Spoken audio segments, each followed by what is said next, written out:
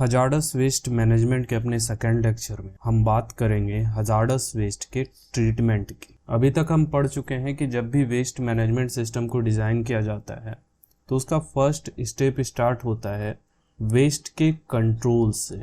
मतलब कि जहाँ से वेस्ट जनरेट हो रहा है वहाँ पर हम किस तरह से वेस्ट के क्वांटिटी और क्वालिटी को कंट्रोल कर रहे हैं। उसके बाद हम वेस्ट को स्टोर करते हैं और स्टोरेज साइट से फर्दर वेस्ट को ट्रांसपोर्ट करके या तो डिस्पोजल साइट पर भेज दिया जाता है या फिर ट्रीटमेंट साइट से होते हुए डिस्पोजल साइट पर वेस्ट जाता है। और हमें मालूम है कि हजार्डस वेस्ट ह्यूमन हेल्थ और साथ ही साथ हमारे इन्वायरमेंट के लिए, इकोलॉजी के लिए बहुत ही हार्मफुल होता है।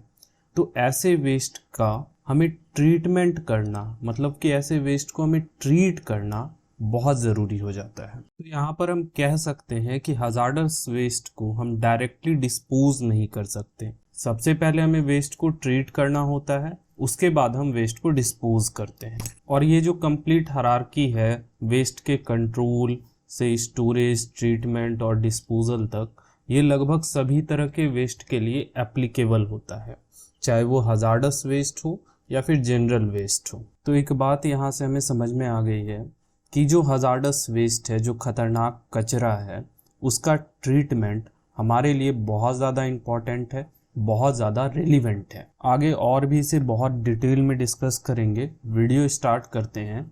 मेरा नाम प्रणव है और आप सभी का स्वागत है इजी नोट्स पर। तो जितने भी वेस्ट प्रोडक्ट हैं, चाहे वो मैन्युफैक्चरिंग प्रोसेस के दरमियान जनरेट हो रहा हो या फिर किसी ट्रीटमेंट फैसिलिटी से, उन्हें ट्रीट करना बहुत ज़रूरी हो जाता है ताकि हम हजार्डस वेस्ट के इम्प्योरिटीज़ को रेंडर कर पाएँ, मतलब कि आइडेंटिफाई कर पाएँ और उसे एक ऐसे सब्सटेंस में कन्वर्ट कर पाएँ जो हमारे इन्वायरमेंट के लिए और ह्यूमन हेल्थ के लिए हार्मलेस हो।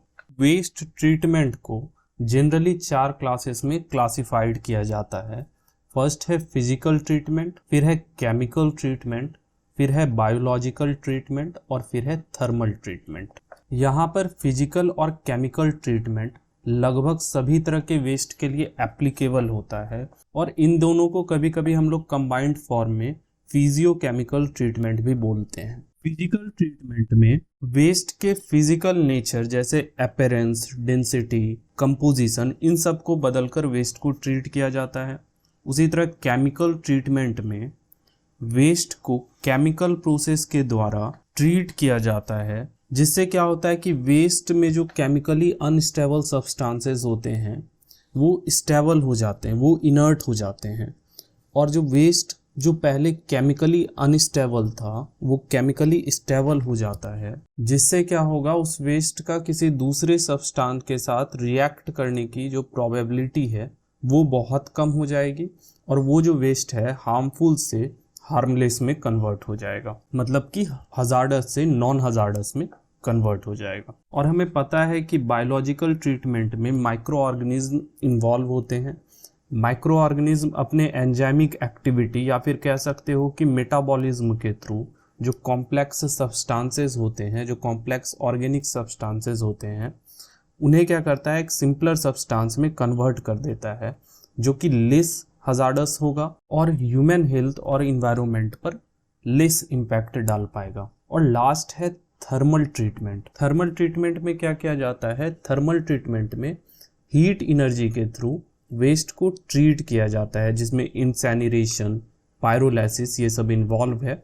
और इससे क्या होता है, जब वेस्ट को जलाया जाता है, चाहे वो इंसैनिरेशन हो रहा हो, मतलब कि ऑक्सीजन के प्रेजेंस में हम लोग वेस्ट को जला रहे हो, या फिर पायरोलाइसिस हो रहा हो, मतलब कि ऑक्सीजन के एब्सेंस में हम लोग वेस्ट को जला रहे हो, उससे क्या होगा कि वेस्ट का जो हजार्डस कंपोनेंट है वो कन्वर्ट हो जाएगा एक नॉन हजार्डस और लेस हजार्डस कंपोनेंट में। इन सभी को हम आगे और भी डिटेल में पढ़ते हैं।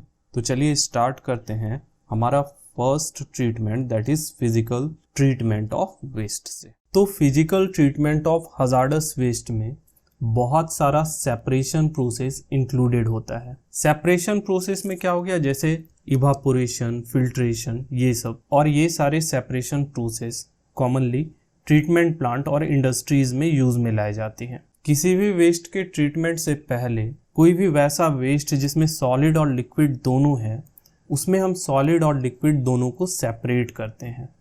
इससे क्या होगा कि हमारा जो कॉस्ट ऑफ ट्रीटमेंट है वो रिड्यूस हो जाएगा। और कॉस्ट ऑफ ट्रीटमेंट क्यों रिड्यूस हो जाएगा? क्योंकि जो कंटामिनेंट्स हैं उनका वॉल्यूम क्या हो जाएगा, ज़्यादा कंसंट्रेट हो जाएगा और हमें ईज होगा उस वेस्ट को ट्रीट करने में। तो फिजिकल ट्रीटमेंट प्रोसेस में इंक्लूडेड होता है reverse osmosis, flocculation, filtration, sedimentation, carbon absorption, distillation और इवापोरेशन। इन सभी फिजिकल ट्रीटमेंट प्रोसेस को आगे हम डिटेल में सेपरेटली डिस्कस करते हैं। तो सबसे पहले बात करते हैं रिवर्स ऑस्मोसिस की, जिसे मोस्ट कॉमनली हम लोग आरओ भी बोलते हैं। और जितने भी वाटर प्यूरिफिकेशन सिस्टम हमारे घरों में इंस्टॉल होते हैं वे सभी इसी रिवर्स ऑस्मोसिस के प्रिंसिपल पर बेस्ड होते हैं। तो रिवर्स ऑस्मोसिस मेम्ब्रेन टेक्नोलॉजी पर बेस्ड है। मेम्ब्रेन टेक्नोलॉजी एक सेपरेशन प्रोसेस पर बेस्ड होता है जिसमें अनवांटेड मॉलिक्यूल्स और अनवांटेड कॉन्स्टिट्यूएंट्स को रिमूव किया जाता है। तो इसमें एक सेमी परमिएबल मीडियम से लिक्विड को मूव कराया जाता है ताकि उसमें जो आयंस हैं और जो पार्टिकल्स हैं उन्हें हम लिक्विड स्ट्रीम से रिमूव कर पाएं। रिवर्स ऑस्मोसिस में वैसे सारे कंटामिनेंट्स रिमूव हो जाते हैं जिनका साइज 0.0001 माइक्रोन से ज़्यादा होता है और यहाँ पर 1 माइक्रोन इक्वल टू होता है 10⁻⁻⁻6 मीटर के। तो इस प्रोसेस से हम लिक्विड स्ट्रीम से छोटा कंटामिनेंट को रिमूव कर सकते हैं। अच्छा, यहाँ पर एक क्वेश्चन आता है कि ऑस्मोसिस और रिवर्स ऑस्मोसिस में क्या डिफरेंस होता है। देखो, ऑस्मोसिस में लेस कॉन्सेंट्रेटेड लिक्विड मोर कॉन्सेंट्रेटेड लिक्विड में ट्रांसफर होता है और ये नेचुरली होता है, मतलब कि नेचर में खुद ब खुद होता है, जैसे रिवर वाटर का सी वाटर में मिलना।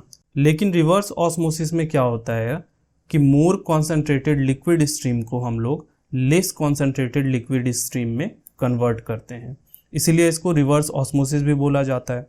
और इसके एप्लीकेशन के लिए हमको क्या करना पड़ेगा, वहां पर एक प्रेशर अप्लाई करना पड़ेगा ताकि रिवर्स ऑस्मोसिस का एप्लीकेशन हो पाए। तो रिवर्स ऑस्मोसिस में सारे कंटामिनेंट्स जैसे बैक्टीरिया, कैल्शियम, कोलाइडल पार्टिकल्स बोलते हैं स्मॉल सस्पेंडेड सॉलिड्स को, फिर फ्लोराइड हो गया, आयरन हो गया, मैग्नीज हो गया, बहुत सारे ऑर्गेनिक मैटर्स हो गए, पायरोजेंस हो गया। पायरोजेंस किसको बोलते हैं? जो प्रोटीन रिलीज करता है बैक्टीरिया या वायरस, या फिर जब सेल डिस्ट्रॉय होता है उससे जो प्रोटीन जनरेट होता है उसको हम लोग पायरोजेंस बोलते हैं। साल्ट हो गया, मतलब कि इस प्रोसेस से हम लोग सी वाटर को भी ड्रिंकिंग वाटर में कन्वर्ट करते हैं। और बहुत सारा वायरस हो गया। तो आरओ के फिल्ट्रेशन प्रॉपर्टीज के कारण आरओ को बड़े पैमाने पर यूज किया जाता है वेस्ट वाटर को क्लीन करने में, साथ ही जो कॉन्सेंट्रेटेड सॉल्वेंट जनरेट होते हैं फूड और बेवरेज इंडस्ट्रीज से उसको ट्रीट करने में।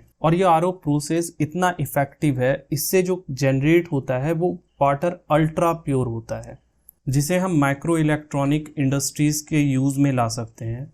साथ ही आरओ का इस्तेमाल सी वाटर या फिर ब्रिन सॉल्यूशन कहते हैं साल्ट और वाटर के सॉल्यूशन को, इनको हम लोग आरओ की सहायता से ड्रिंकिंग वाटर में कन्वर्ट कर सकते हैं। तो आरओ क्या है? एक रिवर्स प्रोसेस ऑफ ऑस्मोसिस है। यहाँ पर ऑस्मोसिस में क्या होता है, लो सॉल्यूट स्ट्रीम माइग्रेट होता है हायर सॉल्यूट स्ट्रीम की तरफ एक सेमी परमिएबल मेम्ब्रेन के थ्रू, ताकि एक कॉन्सेंट्रेटेड इक्विलिब्रियम अचीव हो पाए। अब बात करते हैं फ्लॉक्यूलेशन की। तो जिन्होंने भी केमिस्ट्री थोड़ी बहुत भी पढ़ रखी है उनका सबसे पहला क्वेश्चन होगा, फ्लॉक्यूलेशन फिजिकल ट्रीटमेंट कैसे हो गया? ये तो एक केमिकल प्रोसेस है। तो भाई, कोगुलेशन और फ्लॉक्यूलेशन एक फिजियोकेमिकल ट्रीटमेंट है, मतलब कि पार्शियली फिजिकल ट्रीटमेंट है और पार्शियली केमिकल ट्रीटमेंट है।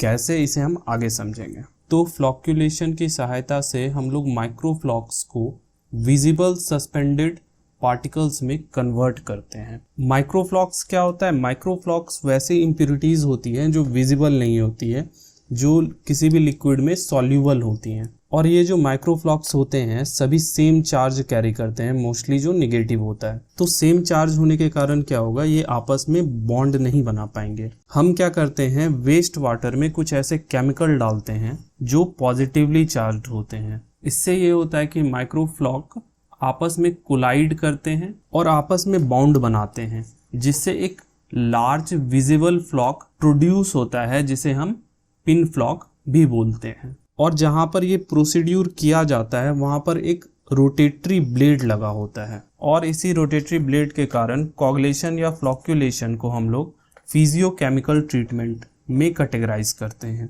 मतलब कि ऐसा ट्रीटमेंट जहाँ फिजिकल और केमिकल दोनों एप्लीकेशन होता है। और जो रोटेटरी ब्लेड है उसको 2 बार चलाया जाता है। कोगुलेशन के टाइम में जो इनिशियल स्टेज होता है उसमें आरपीएम जो होता है यानी रोटेशन पर मिनट वो लो होता है 20 to 30 के बीच, और जब फ्लॉक्यूलेशन किया जाता है तब उस समय हायर आरपीएम पे जो वेस्ट वाटर है उसमें रोटेटरी ब्लेड को घुमाया जाता है। इससे क्या होता है, जो माइक्रोफ्लॉक्स होते हैं आपस में कंबाइंड होते हैं और प्रिसिपिटेट हो जाते हैं, मतलब कि एक साथ मिलकर बॉटम में जमा हो जाते हैं। और केमिकल जिन्हें यूज किया जाता है फ्लॉक्यूलेशन के लिए उसमें है alum, lime, ferric chloride, ferrous sulphate और पॉली इलेक्ट्रोलाइट्स। तो इन सारे केमिकल्स को यूज किया जाता है फ्लॉक्यूलेशन में। इनऑर्गेनिक फ्लॉक्यूलेंट एलम, जिसको हम लोग फिटकरी भी बोलते हैं, इसका साइंटिफिक नेम होता है एल्युमिनियम सल्फेट, को जब वाटर में मिक्स किया जाता है तो चूंकि वाटर का पीएच एलम से ज़्यादा होता है, देखो एलम का पीएच 3 होता है और वाटर का पीएच नॉर्मली 7 होता है, तो वाटर का पीएच ज़्यादा होने के कारण वहाँ पर हाइड्रोलाइसिस होता है और जेल फॉर्म में प्रिसिपिटेट बनता है एल्युमिनियम हाइड्रोक्साइड। और ये क्या करता है कि अपने साथ जो माइक्रोफ्लॉक्स होते हैं उन्हें भी डिस्पोज कर लेता है। तो ये था फ्लॉक्यूलेशन। यहाँ पर पिक्चराइज करके बताया गया है कि फ्लॉक्यूलेशन में क्या होता है। सबसे पहले सस्पेंडेड मटेरियल्स जो होते हैं उनका जब फ्लॉक्यूलेशन किया जाता है तो वो सस्पेंडेड मेटल आपस में कंबाइंड होते हैं और फिर डिस्पोज हो जाते हैं। चूंकि यहाँ पर रोटेटरी ब्लेड्स को बहुत तेजी से घुमाया जाता है तो ये आपस में कंबाइंड होकर प्रिसिपिटेट हो जाते हैं, डिपॉजिट हो जाते हैं। और ये एक एग्जाम्पल दिया हुआ है, ये एक अनप्योर वाटर है, अनट्रीटेड वाटर है, और यहाँ पर ट्रीटमेंट के बाद आप देख सकते हो कैसे माइक्रोफ्लॉक्स आपस में जमा हो गए हैं, प्रिसिपिटेट हो गए हैं और एक प्योर फॉर्म ऑफ वाटर या फिर pure form of waste water हमको देखने को मिलता है। अब हम बात करते हैं फिल्ट्रेशन की। देखो फिल्ट्रेशन एक वेल डेवलप्ड इकोनॉमिकल प्रोसेस है जिसे यूज किया जाता है इंडस्ट्रीज में वेस्ट वाटर को ट्रीट करने के लिए या फिर वेस्ट स्लज को ट्रीट करने के लिए। फिल्ट्रेशन में एनर्जी जो है काफ़ी लो हमें रिक्वायर्ड होता है, बहुत ज़्यादा एनर्जी की ज़रूरत हमें नहीं पड़ती है, और ऑपरेशन पैरामीटर्स जो हैं कि कैसे ऑपरेट करना है ये काफ़ी वेल डिफाइन होता है। तो इससे क्या होता है कि ईज होता है हमें किसी भी वेस्ट वाटर या फिर वेस्ट स्लज को ट्रीट करने में। तो फिल्ट्रेशन प्रोसेस में हम क्या करते हैं, वाटर को पास करते हैं कुछ ऐसे मटेरियल्स के थ्रू जिससे जो पार्टिकुलेट मैटर्स और इम्प्योरिटीज़ होते हैं, इंक्लूडिंग फ्लॉक्स हो गया और भी जो सारे इम्प्योरिटीज़ होते हैं वो ट्रीट हो जाते हैं और हमें एक प्योर फॉर्म ऑफ वाटर देखने को मिलता है। इम्प्योरिटीज़ में क्या हो सकता है, सस्पेंडेड पार्टिकल्स हो सकते हैं, स्लीट और क्ले, बायोलॉजिकल मैटर हो सकते हैं, बैक्टीरिया हो सकते हैं, प्लैंकटन्स हो सकते हैं और भी बहुत सारे फ्लॉक्स हो सकते हैं। फ्लॉक्स इम्प्योरिटीज़ को बोलते हैं। यहाँ पर एक फिल्ट्रेशन के प्रोसेस को दर्शाया गया है। यहाँ पर देख सकते हो सबसे पहले ऊपर में सैंड होता है, फिर ग्रेवल होता है, फिर अंडर ड्रेन है यहाँ से हम लोग वाटर को इनलेट में डाल रहे हैं और फिर यहाँ से एक प्योर फॉर्म ऑफ वाटर हम लोग को देखने को मिल रहा है। तो ये था फिल्ट्रेशन। आगे हम बात करते हैं सेडिमेंटेशन की। तो सेडिमेंटेशन में सस्पेंडेड पार्टिकल्स को रिमूव किया जाता है बाय मीन ऑफ ग्रेविटी। मतलब कि ग्रेविटी के मदद से हम सस्पेंडेड सॉलिड्स को, सेडिमेंट्स को रिमूव करते हैं। और सेडिमेंटेशन प्रोसेस के लिए हम लोग को जो वेस्ट वाटर है उसको एक क्वाइट और स्टील बेसिन के थ्रू पास कराना पड़ता है। मतलब कि एक ऐसा बेसिन जो स्थिर और शांत रहेगा उससे वेस्ट वाटर को हम पास कराते हैं, जिससे कि ग्रेविटी के कारण जो सस्पेंडेड सॉलिड्स है वो जमा हो पाए उस बेसिन के बेस में। और सेडिमेंटेशन में एक से ज़्यादा बेसिन्स इन्वॉल्व हो सकते हैं और बेसिन्स को हम लोग क्लैरिफायर्स बोलते हैं। क्लैरिफायर्स बेसिकली लार्ज ओपन टैंक्स होते हैं जो या तो सर्कुलर हो सकते हैं या फिर रेक्टेंगुलर हो सकते हैं, दोनों में से किसी भी शेप में हो सकते हैं। और सेडिमेंटेशन प्रोसेस करने के लिए हम लोग को जो वेलोसिटी ऑफ वाटर है उसको डिक्रीज करना पड़ता है, उसे रिड्यूस करना पड़ता है ताकि सेडिमेंटेशन हो पाए सेडिमेंटेशन टैंक में। सेडिमेंटेशन टैंक वही हो गया क्लैरिफायर्स या फिर बेसिन जिसको हम बोल रहे हैं। और सेडिमेंटेशन प्रोसेस के बाद सस्पेंडेड सॉलिड और टर्बिडिटी 50 to 90% तक डिक्रीज हो जाता है। सस्पेंडेड सॉलिड तो समझते हैं, टर्बिडिटी उसको कहते हैं कि किसी भी मटेरियल या किसी भी वाटर के आर पार हम कितना देख सकते हैं। किसी भी वाटर के थ्रू जितनी विजिबिलिटी हमको मिलेगी उसका टर्बिडिटी उतना कम होगा, और जिस वाटर के थ्रू हमको विजिबिलिटी मिनिमम मिलेगी उसका टर्बिडिटी उतना ज़्यादा होगा। और सेडिमेंटेशन टेक्निक का यूज करके रिमूव किया जाता है हैवी मेटल्स को। कहाँ से? तो स्टील इंडस्ट्रीज से प्रोड्यूस होने वाले वाटर वेस्ट से। साथ ही फ्लोराइड को रिमूव किया जाता है एल्युमिनियम प्रोडक्शन में प्रोड्यूस होने वाले वाटर वेस्ट से। और भी बहुत सारे हैवी मेटल्स को रिमूव किया जाता है कॉपर स्मेल्टिंग और मेटल फिनिशिंग इंडस्ट्री से प्रोड्यूस होने वाले वेस्ट वाटर से। तो ये था सेडिमेंटेशन। यहाँ से 2-3 चीज याद रखना। यहाँ पे जैसे टर्बिडिटी था एक पॉइंट, टर्बिडिटी किसको कहते हैं? किसी भी लिक्विड के थ्रू जो हमको विजिबिलिटी मिलती है उसको। अगर टर्बिडिटी ज्यादा होगा तो विजिबिलिटी कम होगा, और टर्बिडिटी कम होगा तो विजिबिलिटी ज्यादा होगा। साथ ही यहाँ पे क्लैरिफायर्स किसको बोल रहे हैं? बेसिन्स को बोल रहे हैं, जिसमें वाटर को पास करवाया जाता है वेलोसिटी कम करके। और इसका शेप कुछ भी हो सकता है, रेक्टेंगुलर हो सकता है या सर्कुलर हो सकता है। और सेडिमेंटेशन से लगभग 90% तक हम लोग सेडिमेंट्स को रिमूव कर सकते हैं। अब आगे बात करते हैं कार्बन एब्जॉर्प्शन की। तो कार्बन एब्जॉर्प्शन को ही हम लोग एक्टिवेटेड कार्बन फिल्ट्रेशन भी बोलते हैं। और इस टेक्निक का यूज करके हम लोग वोलेटाइल ऑर्गेनिक कंपाउंड्स को रिमूव करते हैं। वोलेटाइल ऑर्गेनिक कंपाउंड्स क्या हो गए? जैसे हाइड्रोकार्बन, सॉल्वेंट, टॉक्सिक गैसेस और ऑर्गेनिक बेस्ड ऑर्डर्स। और वोलेटाइल ऑर्गेनिक कंपाउंड वैसे ऑर्गेनिक कंपाउंड हैं जिनका वेपर प्रेशर बहुत हाई होता है। मतलब कि अगर रूम टेम्परेचर पे भी ऐसे कंपाउंड्स को रखा जाएगा तो उससे गैस और फ्यूम्स और ऑर्डर्स प्रोड्यूस होंगे जो कि हजार्ड क्रिएट करते हैं। और भी एक बात ध्यान रखना यहाँ पे जरूरी है कि कार्बन एब्जॉर्प्शन मेथड से हम लोग इनऑर्गेनिक कंटामिनेंट्स को रिमूव नहीं कर सकते हैं। इंडस्ट्रियल एरिया में एक्टिवेटेड कार्बन टेक्निक का यूज किया जाता है टैंक वेंट एमिशन को क्लियर करने के लिए, वर्क एरिया एयर प्यूरिफिकेशन में, ऑर्डर कंट्रोल करने के लिए। और ये जो कार्बन एब्जॉर्प्शन सिस्टम है प्लांट के अंदर भी इंस्टॉल हो सकता है या फिर एग्जॉस्ट पर इंस्टॉल हो सकता है। देखो, कार्बन एब्जॉर्प्शन टेक्निक में एक एक्टिवेटेड कार्बन फिल्टर का यूज किया जाता है, जिससे जब वाटर वेस्ट या पॉल्यूटेड एयर को पास किया जाता है तो हमें एक प्यूरिफाइड एयर या प्यूरिफाइड लिक्विड देखने को मिलता है। और इसी टेक्निक का यूज किया जाता है हजार्डस वेस्ट रेमिडिएशन एरिया में जो गैस प्रोड्यूस होते हैं एयर स्ट्रिपर्स से और सॉइल वेपर एक्सट्रैक्शन से। देखो, एयर स्ट्रिपिंग क्या है?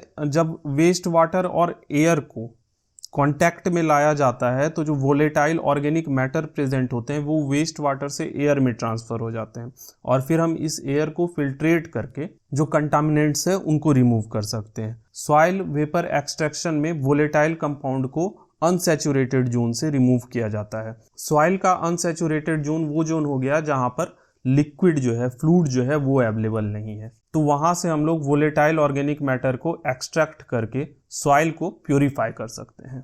तो ये था कार्बन एब्जॉर्प्शन मेथड। यहाँ पर एक एग्जांपल दिया हुआ है कार्बन एब्जॉर्प्शन मेथड का। एक पार्टिकुलेट फिल्टर का यूज किया गया है यहाँ से, ताकि जो पार्टिकुलेट मैटर है, सस्पेंडेड सॉलिड है, उसको रिमूव किया जाए। उसके बाद कार्बन बेड में वाटर वेस्ट को लाया जाता है, वहां से ट्रीटेड फॉर्म ऑफ वाटर हमको देखने को मिलता है, और जो कार्बन स्पेंड हो जाता है इस मेथड में उसे एक्सट्रैक्ट कर लिया जाता है। अब 2 फिजिकल कैरेक्टरिस्टिक्स और बच गए, डिस्टिलेशन और इवापोरेशन। देखो, डिस्टिलेशन और इवापोरेशन दोनों सेपरेशन प्रोसेस है, बट यहाँ डिस्टिलेशन में हम सॉल्यूट और सॉल्वेंट दोनों की रिकवरी करते हैं। और ये जो टेक्निक है डिस्टिलेशन की, ये लिमिटेड है सिर्फ एक्वस हजार्डस वेस्ट तक। मतलब कि इससे हम लोग सिर्फ एक्वस हजार्डस वेस्ट को ही ट्रीट कर सकते हैं। इस टेक्निक के द्वारा सॉलिड हजार्डस वेस्ट का ट्रीटमेंट नहीं किया जा सकता है। ये तो खुद सोचने वाली बात है कि हम किसी भी सॉलिड वेस्ट का डिस्टिलेशन कैसे करेंगे। खैर, यहाँ पर एक्वस हजार्डस वेस्ट से मेरा मतलब है वैसा हजार्डस वेस्ट जिसमें वाटर की क्वांटिटी ज़्यादा हो। तो किसी भी एक्वस वेस्ट के डिस्टिलेशन के लिए हम लोग को हीट की आवश्यकता होगी, तभी उसका इवापोरेशन हो पाएगा और उससे निकलने वाले वेपर को हम लोग कंडेंस कर पाएंगे। और जो इवापोरेशन के बाद जो लिफ्ट रह जाएगा मटेरियल, वो क्या होगा? वो हजार्डस वेस्ट होगा जो एक सॉलिड फॉर्म में हम लोग को मिलेगा। इसी तरह इवापोरेशन में होता है। इवापोरेशन में हम लोग क्या करते हैं? हजार्डस एक्वस वेस्ट को हीट करते हैं और जो वाटर कंटेंट है हीट के द्वारा वेपर में कन्वर्ट हो जाता है।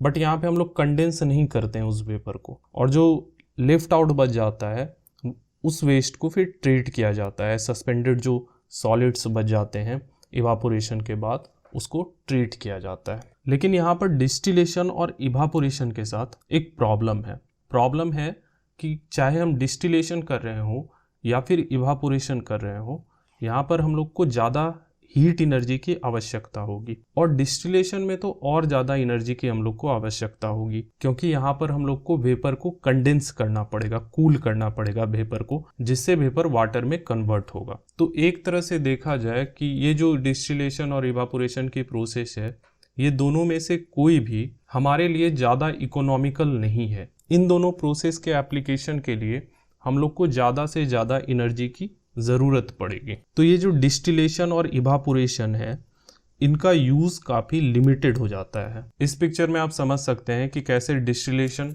को किया जाता है। यहाँ पर एक साल्ट वाटर का एग्जाम्पल लिया गया और इसे गर्म किया गया हीट एनर्जी की मदद से। जब भी किसी भी एक्वस सॉल्यूशन को गर्म किया जाता है तो उससे क्या होता है कि वाटर वेपर जनरेट होता है, और ये वेपर क्या होगा, यहाँ से उठेगा, ऊपर उठेगा, और ऊपर उठ के फिर इस पाइप में जाएगा। और यहाँ पर एक पाइप का यूज किया गया है वेपर को कंडेंस करने के लिए। तो जब वेपर कंडेंस होगा तो वो लिक्विड फॉर्म में कन्वर्ट हो जाएगा और हम लोग को प्योर वाटर देखने को मिलेगा। इसी तरह इस पिक्चर में हम लोग इवापोरेशन को समझ सकते हैं। यहाँ पर एक एक्वस सॉल्यूशन लिया गया है जिसमें बहुत सारा कंटामिनेंट्स है, बहुत सारा सस्पेंडेड सॉलिड है। जब इस एक्वस सॉल्यूशन को हीट किया जाएगा, गर्म किया जाएगा, तो जितना भी इसमें वाटर है वो वेपोराइज हो जाएगा और सिर्फ इसमें जो सस्पेंडेड सॉलिड है वो बच जाएगा। अब देखते हैं केमिकल ट्रीटमेंट। तो केमिकल ट्रीटमेंट में हम पीएच न्यूट्रलाइजेशन, ऑक्सीडेशन रिडक्शन और प्रिसिपिटेशन जैसे टेक्निक का यूज़ करके हजार्डस वेस्ट को लेस हजार्डस सब्सटेंस में कन्वर्ट करते हैं, और जो बाय प्रोडक्ट बनता है केमिकल ट्रीटमेंट के बाद वो इन्वायरमेंटली एक्सेप्टेबल होता है। मतलब कि उससे हमारे इन्वायरमेंट पर कोई भी एडवर्स इम्पैक्ट नहीं पड़ेगा। तो केमिकल ट्रीटमेंट के थ्रू हम केमिकली रिएक्टिव हजार्डस सब्सटेंसेस को लेस रिएक्टिव सब्सटेंसेस में कन्वर्ट करने की कोशिश करते हैं। उससे जो सब्सटेंस है वो इनर्ट सब्सटेंस में कन्वर्ट हो जाता है। मतलब कि वो सब्सटेंस किसी दूसरे सब्सटेंस के साथ जल्दी रिएक्ट नहीं करेगा। और जो केमिकल ट्रीटमेंट प्रोसेस है उसमें इन्वॉल्व होता है solubility, neutralisation, precipitation, coagulation flocculation, oxidation reduction और आयन एक्सचेंज मेथड। तो किसी भी वेस्ट के ट्रीटमेंट के लिए इन केमिकल प्रोसेस को यूज में लाया जाता है। तो बात करते हैं सॉल्युबिलिटी की। तो हजार्डस वेस्ट में ऑर्गेनिक, इनऑर्गेनिक दोनों तरह के वेरियस केमिकल एलिमेंट्स पाए जाते हैं विथ वेरियस स्ट्रक्चरल कॉन्फ़िगरेशन। और हमें पता है कि किसी भी एलिमेंट का सॉल्यूबल होना उसके स्ट्रक्चरल कॉन्फ़िगरेशन पर डिपेंडेंट होता है। देखो सॉल्युबिलिटी किसको कहते हैं, तो सॉल्युबिलिटी में एक नया बॉन्ड बनता है सॉल्यूट और सॉल्वेंट के मॉलिक्यूल के बीच, और वो किस पे डिपेंड करेगा, किसी भी मॉलिक्यूल के स्ट्रक्चरल कॉन्फ़िगरेशन पर। और वाटर को हम लोग जानते हैं एक यूनिवर्सल सॉल्वेंट के तौर पर, क्योंकि वाटर में मैक्सिमम जो सब्सटेंसेस हैं वो सॉल्यूबल होते हैं। तो सॉल्युबिलिटी के फिनोमिनन का यूज़ करके बहुत सारे ऑर्गेनिक और इनऑर्गेनिक साल्ट्स को हजार्डस वेस्ट के ट्रीटमेंट में यूज़ में लाया जाता है। वैसे जगहों पर जहाँ पर वेस्ट वाटर ट्रीटमेंट की फैसिलिटी हमारे पास अवेलेबल नहीं है और जो लैंडफिल का ऑप्शन है वो हमारे पास काफ़ी हद तक लिमिटेड है। अब हम बात करते हैं न्यूट्रलाइजेशन की। तो न्यूट्रलाइजेशन को डिफाइन किया जाता है एक ऐसा ट्रीटमेंट ऑफ वेस्ट जिसमें इंडस्ट्रियल वेस्ट को ना तो ज़्यादा एसिडिक होने दिया जाता है और ना ही ज़्यादा एल्कलाइन होने दिया जाता है, ताकि जो हमें डिस्चार्ज मिले ट्रीटमेंट के बाद वो एक सेफ डिस्चार्ज हो। और न्यूट्रलाइजेशन से हम वेस्ट के कोरोसिव कैरेक्टर को मिटिगेट करते हैं, मिनिमाइज करते हैं। और जब हम यहाँ पर वेस्ट के कोरोसिव कैरेक्टर की बात कर रहे हैं तो इसका मतलब ये है कि वेस्ट जो है वो हार्मफुल है हमारे लिए, साथ ही वेस्ट जितने भी अदर एलिमेंट के साथ कांटेक्ट में आएगा वो उसके साथ मिक्स होके एक डिफरेंट एलिमेंट बनाएगा जो कि इन्वायरमेंट पर एडवर्स इम्पैक्ट डालेगा। न्यूट्रलाइजेशन ऑफ एसिड और बेस को इजीली डिटरमाइन किया जाता है by measuring the pH of the waste. और एसिड और base reaction most common chemical process है जिससे हजार्डस वेस्ट को ट्रीट किया जाता है। जैसे मान लो किसी वाटर वेस्ट का अगर एसिडिक वैल्यू ज़्यादा है तो उसमें एक ऐसा एलिमेंट डाला जाएगा जिसका बेसिक वैल्यू जो है, अल्कलाइन वैल्यू जो है वो ज़्यादा होगा। इससे क्या होगा, वेस्ट जो है न्यूट्रलाइज हो जाएगा और लेस हजार्डस कंपोनेंट में कन्वर्ट हो जाएगा। और वेस्ट को लैंडफिल में डिस्चार्ज करने से पहले वेस्ट का न्यूट्रलाइजेशन करना जरूरी हो जाता है ताकि हम लोग जो रिएक्शन होगा ज़्यादा एसिडिक और ज़्यादा बेसिक होने के कारण, अल्कलाइन होने के कारण, उसको हम लोग अवॉइड कर सकें लैंडफिल में। अब बात करते हैं प्रिसिपिटेशन का। देखो, प्रिसिपिटेशन का सिंपली मतलब होता है किसी चीज़ का इकट्ठा होकर गिर जाना। जैसे अगर हम बोल रहे हैं कि हैवी मेटल प्रिसिपिटेट हो गया किसी वाटर वेस्ट से, तो इसका मतलब क्या हुआ कि वाटर वेस्ट में जितने भी हैवी मेटल्स थे वो एक साथ इकट्ठा होकर धीरे धीरे बेस में जमा हो गए। अगर हम सिंपली समझे तो हम लोग रेन को भी अ फॉर्म ऑफ प्रिसिपिटेशन कहते हैं। उसमें क्या होता है, वाटर इवापोरेट होता है, फिर एटमॉस्फेयर में जाता है, वहाँ पर कंडेंस होता है एटमॉस्फेयर में वाटर, और फिर डिफरेंट फॉर्म में प्रिसिपिटेट हो जाता है, जैसे रेन, स्नो, हेजल, इन सारे फॉर्म में प्रिसिपिटेट हो जाता है। तो प्रिसिपिटेशन का यहाँ पर मतलब हम लोग को समझ में आ गया। तो यहाँ पर वही सब बात किया गया है कि प्रिसिपिटेशन एक कॉमन मेथड है जिससे लिक्विड वेस्ट से इनऑर्गेनिक हैवी मेटल्स को रिमूव किया जाता है, जो कि एक स्लरी फॉर्म में हम लोग को बाद में देखने को मिलता है। और जो मेटल प्रिसिपिटेट कर रहे होते हैं वो डिपेंड करता है कि हमारे पास जो वेस्ट वाटर है उसका पीएच क्या है, उसमें कितना मेटल आयंस है, जिससे कि फॉर्मेशन होता है इनसॉल्यूबल साल्ट का, जो कि बाद में प्रिसिपिटेट हो जाता है। तो जब भी हम वेस्ट का न्यूट्रलाइजेशन करते हैं तो हमें प्रिसिपिटेशन ऑफ हैवी मेटल्स देखने को मिलता है। अब बात करते हैं कोगुलेशन और फ्लॉक्यूलेशन की। तो कोगुलेशन में क्या होता है कि हम लोग कोगुलेंट्स डालते हैं जो वेस्ट वाटर है उसमें। जैसे एक कॉमन एग्जांपल है कोगुलेंट का एलम, जिसको फिटकरी कहते हैं। इसके डालने से क्या होता है, जितने भी इनऑर्गेनिक कंपोनेंट्स होते हैं वो आपस में कंबाइन हो जाते हैं, और बाद में जब हम फ्लॉक्यूलेशन करते हैं, मतलब कि वेस्ट को जब हायर आरपीएम पर रोटेट करवाया जाता है, तब वो सारे आपस में इकट्ठा होकर प्रिसिपिटेट हो जाते हैं। यहाँ पर इस पिक्चर से समझ सकते हो, सबसे पहले क्या किया गया, एक कोगुलेंट डाला गया, जितने भी इम्प्यूरिटीज थे वो आपस में क्या हो गए, कंबाइन हो गए। और जब वेस्ट का फ्लॉक्यूलेशन किया गया, मतलब वेस्ट को हायर आरपीएम पर रोटेट करवाया गया, तो वो सारे क्या हो गए, आपस में इकट्ठा होकर नीचे प्रिसिपिटेट हो गया। तो ये था कोगुलेशन और फ्लॉक्यूलेशन। इसी तरह ऑक्सीडेशन और रिडक्शन का भी यूज किया जाता है वेस्ट सब्सटेंस को लेस हार्मलेस और लेस टॉक्सिक सब्सटेंस में कन्वर्ट करने में। हैवी मेटल्स वेस्ट जो होते हैं उन्हें रिडक्शन प्रोसेस में डाला जाता है, जो बाद में प्रिसिपिटेट हो जाते हैं और सेफर कंपाउंड में कन्वर्ट हो जाते हैं। अब बात करते हैं आयन एक्सचेंज मेथड की। तो आयन एक्सचेंज मेथड में हम लोग क्या करते हैं कि जो अनडिजायरेबल आयोनिक कंटामिनेंट्स होता है उसको आयन एक्सचेंज मेथड की सहायता से रिमूव कर देते हैं नॉन ऑब्जेक्शनेबल और लेस ऑब्जेक्शनेबल आयोनिक सब्सटेंस से, जिससे वेस्ट वाटर कन्वर्ट हो जाता है एक लेस हार्मफुल वेस्ट में। आगे बात करते हैं बायोलॉजिकल ट्रीटमेंट की। तो बायोलॉजिकल ट्रीटमेंट में माइक्रो ऑर्गेनिज्म का यूज करके जो भी ऑर्गेनिक कंपाउंड होते हैं उनको डिग्रेड किया जाता है। और अगर देखा जाए तो बायोलॉजिकल ट्रीटमेंट जो है ज़्यादा इफेक्टिव, इफिशिएंट और कॉस्ट इफेक्टिव मेथड है किसी भी वेस्ट वाटर से बायोलॉजिकल एजेंट को रिमूव करने। और एक बात है, देखो हजार्डस वेस्ट जो है कुछ माइक्रो ऑर्गेनिज्म के लिए टॉक्सिक हो सकता है, बट उसी सेम टाइम पर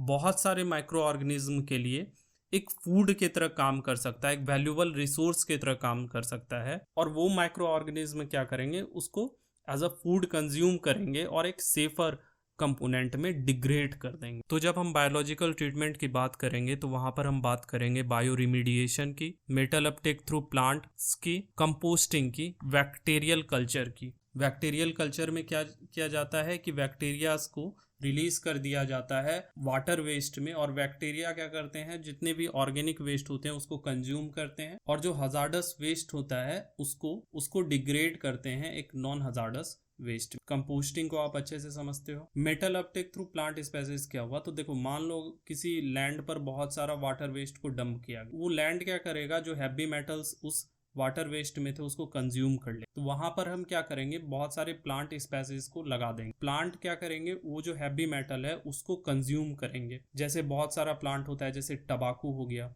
तंबाकू, उसको जब लगाया जाता है वो हैवी मेटल कंज्यूम करता है। ऐसे ही बहुत सारे प्लांट बायो रिमीडिएशन में भी वही करते हैं। जितने भी बैक्टीरिया होते हैं या फिर फंगस होते हैं उनका यूज किया जाता है वेस्ट के ट्रीटमेंट। अब बात करते हैं थर्मल ट्रीटमेंट की। तो थर्मल ट्रीटमेंट को हम लोग पहले बहुत अच्छे से डिस्कस कर चुके हैं, इंसेनरेशन और पायरोलाइसिस जिस टाइम पढ़े। तो दो ही इसमें प्रोसेस होता है, एक इंसेनरेशन होता है, एक पायरोलाइसिस होता है। इंसेनरेशन में हम लोग वेस्ट को ऑक्सीजन के प्रेजेंस में जलाते हैं, और पायरोलाइसिस में हम लोग वेस्ट को ऑक्सीजन के एब्सेंस में जलाते हैं। तो जब भी हम इंसेनरेशन और पायरोलाइसिस की बात करेंगे वहां पर हमको एनर्जी का रिक्वायरमेंट होगा। ये एक डाउन साइड है थर्मल ट्रीटमेंट। बट ये जो इंसेनरेशन या थर्मल ट्रीटमेंट है इसका एक लिमिटेशन ये है, या फिर कह सकते हो कि एक डाउन साइड ये है कि हम यहाँ से वेस्ट को ट्रीट तो कर लेते हैं, बट हम लोग को एक सेकेंडरी पॉल्यूटेंट देखने को मिलता है, जैसे कार्बन डाइऑक्साइड, कार्बन मोनोऑक्साइड, और भी बहुत सारा जो हीट जनरेशन प्रोसेस में हम लोग को इन्वेस्ट करना। तो ये था थर्मल ट्रीटमेंट। इस लेक्चर को यहीं पर एंड करते हैं। आज हमने बात की हजार्डस वेस्ट की ट्रीटमेंट की। नेक्स्ट वीडियो में फिर से मिलते हैं।